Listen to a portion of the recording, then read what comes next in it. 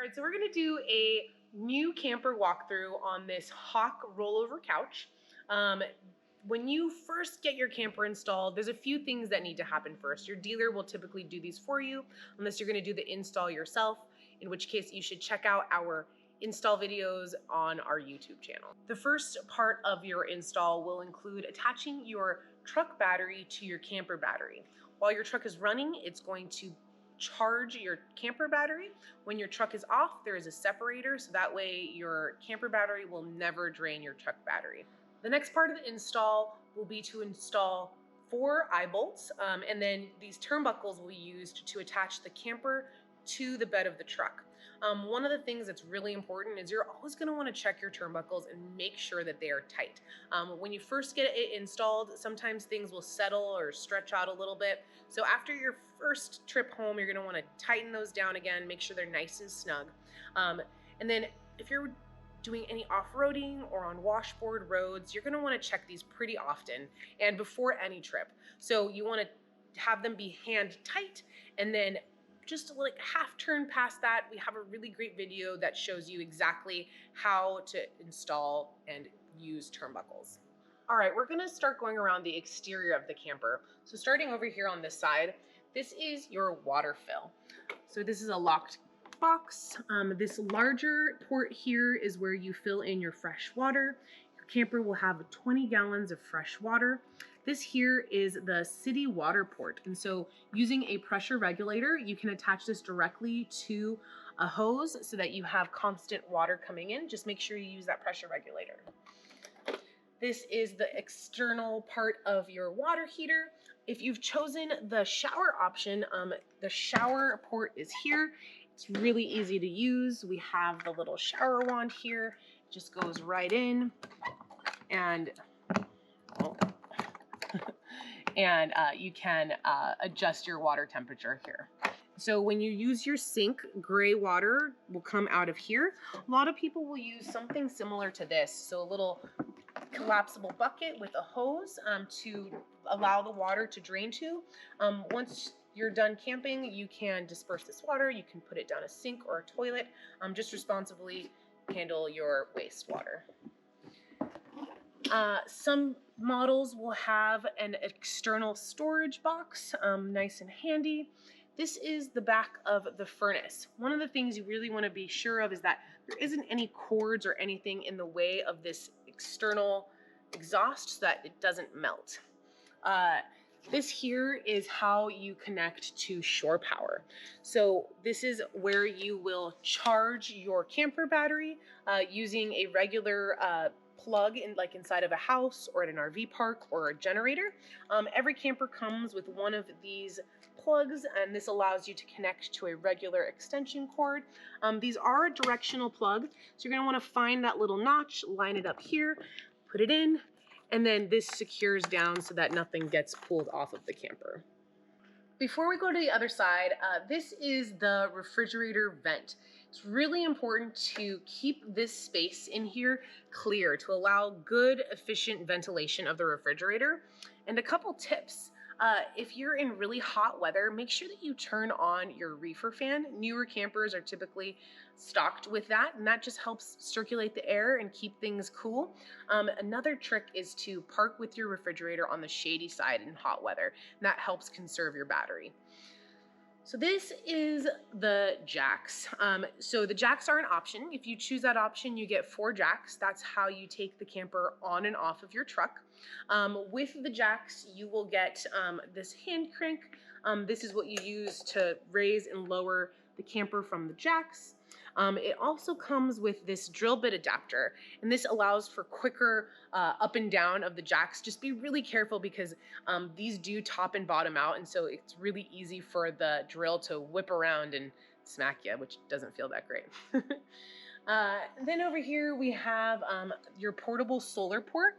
So if you've gotten solar through us, it's going to have an MPPT controller, which is what allows the battery to be charged from the solar. So if you didn't get solar from us, just make sure that you have a controller installed and that it's compatible with the camper systems.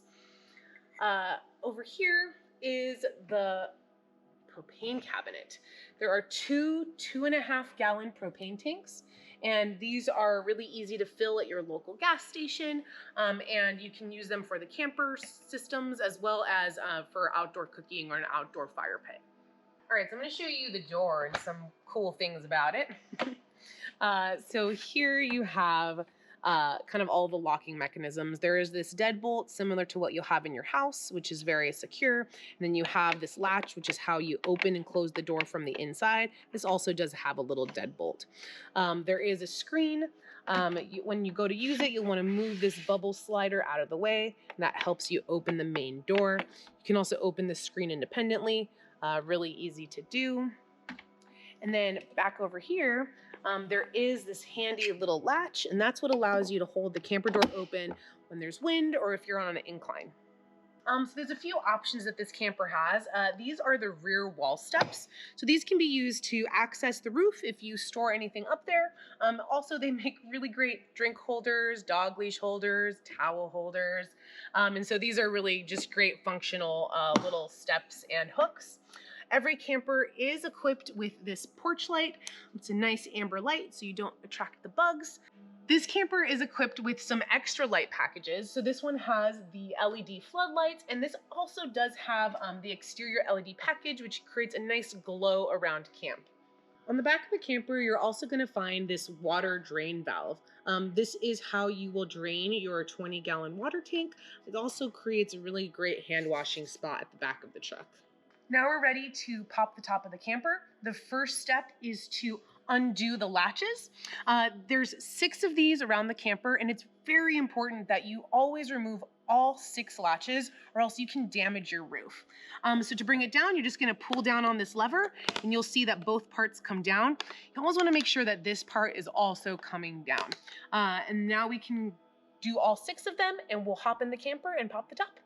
Now on the inside of the camper, we're going to unlatch this latch here. It's good to put a little bit of upward pressure on the black panel, and then you can pull that latch open. Now to put the top up, I'm gonna push up and out with this knob, and on this wood panel, I'm going to push up. To raise the front of the camper, this lift panel here gives you leverage to be able to push it up. I'm gonna put my hand on this panel, push up, and I'm gonna push up and out with this hand. And up it goes. Pop it into place and secure it. Now let's open up the windows. I'm gonna undo this bungee. This is what pulls the vinyl in when you put the top down and ensures that nothing is sticking outside of the roof. The windows have 2 layers, well actually 3 layers, including the screen. So you can do fun things like this where you don't want it to be too cold in here, or you want a little bit of privacy and you want air. Every camper comes equipped with 1 fan. You do have the option to do 2 fans. These have a nice handy control so you can control it from bed. And it also has this control panel here where you can choose different options for the functions there. There are 4 lights in the camper. These are really easy to use. To dim them, you're just gonna hold it down and that's gonna dim the light. To turn it off is just 1 tap. To turn it back on, just 1 tap. There are several built-in safety features. There is a CO2 propane detector, a smoke detector, as well as a fire extinguisher and an emergency escape window. So flipping around to this side of the camper, this is where your fridge will be located if you have a rollover couch or a side dinette. In a front dinette, it'll be located on the other side of the camper. So these are really handy. This is the 2-way fridge. Some campers do also have 3-way fridges, which there's a separate video explaining that. So these are really easy to open. You use this latch, and I like to create some pressure with my fingers here to open it up. Some people will also use 2 hands and open it up this way. In here, there is a little freezer, different shelves, and then your temperature control here. I usually like to keep mine at about 3.5, depending on the weather, but that'll keep things nice and cool. This camper has the flush mount sink and stove. The standard ones work just the same. They're just a little bit raised. For the stove, you just lift this up and you can light your stove. First thing you're going to want to do though is to turn on your propane tank. Open it up nice and slow. That allows for no bubbles to be in your system, and then you can use all of the rest of your propane operated items. The sink on this one's really easy. You pop open the lid, and here you can control the flow as well as hot and cold water if you have the water heater. In order for your water faucet to work, you're going to want to turn on your water pump by flipping this switch. It's really important to never flip this switch if you do not have water in your system. Some other things on this panel here, this gives you a quick battery health reading as well as a fresh water tank reading.